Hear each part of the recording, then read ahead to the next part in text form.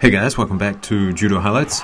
So day one of the World Championships has begun, it's finished. We know who the World Champions are for those lighter weight classes.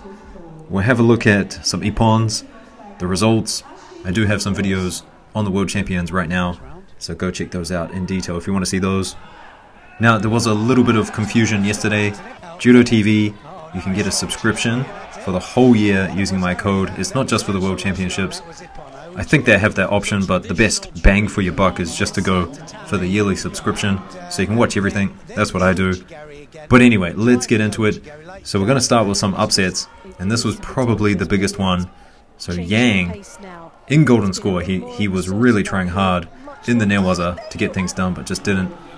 Ends up getting thrown by a kochigari here, and the Ecuadorian Benavides takes out Yang.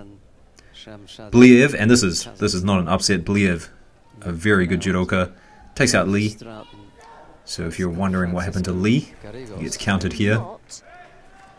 There was also Mikidze. Now he did win this contest with some really nice throws, I will say. Have a look at this kind of makikomi that he gets going on. But he does actually end up losing to Fezco, gets counted here as he goes in for the Seoi Otoshi. Fezco had a big throw. Here it is. Big uranage. This was great to see. And here is another look at it. Now Mikidze, he was out, but Fezco, he had to face another French judoka, and that was Picard. Picard really, I mean, he just looks like a man now. He used to look like a boy before, looked a little small for the weight class, but not now. And his newaza, his gas tank, really giving people a lot of problems. Ends up throwing Fezco several times. Have a look at this. Goes in for the left, turns it to the right with the kochi. Quite nice stuff from Picard. Now we'll talk about Picard again shortly, but just a few highlights from Saralashvili here. He had an ochigari early. This one here for ippon. And now I did want to see where Saralashvili lost, but Judo base is down, JUDOTV is down, and Abe Hifumi is meant to be fighting right now, so we're going to continue. The show must go on. Now Augusto, he was performing quite well on the day, but he did eventually meet up with Nagayama. And before we get to that semi-final, we'll just have a look at the quarterfinal. Nagayama, he had to come back from this U-call score against Shamshadin. And Shamshadin, by the way, we'll talk about who he took out in a second. But here's the throw from Nagayama, just a wazari, but he wins this contest here. And then he also wins his contest against Augusto, just with a bit of tewaza. Now Shamshadin, he did take out Garrigos.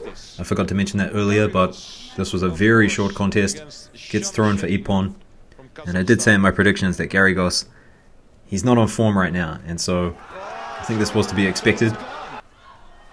Now going back to Nagayama and Picard, they met each other in the finals. But before that, it was Picard against Bliev in the semi-final. And you can see Picard really pushing the pace here, and I think that just kind of put Bliev out of position. So he gets counted here with the kosoto, which is a score. And then in the next bit of action, it does go to the ground, and we know how good Picard is on the ground. Seoinage here, jumps on the back, and then looks for the shimewaza. Now Picard, he's going to get it. And you'll see here he does grab the leg, which is technically not allowed. And so the choke goes on and they call it ippon. I think the match ended here, but they do wave it off and it continues for a little bit more. But Picard, he won that decisively, if you ask me. Now the final, Nagayama against Picard. And this was the throw that started it all for Nagayama. The Soresuri Komigoshi, 4 wazari. There was another one after this, but I think Picard, he just stopped defending at this point and was just trying to make something happen. So another beautiful seoinage by Nagayama, and he's our world champion. So for the bronze medals, Augusto, he went through the bronze, and unfortunately, although he was doing really well throughout the day, loses this contest to Hansokumake in the golden score.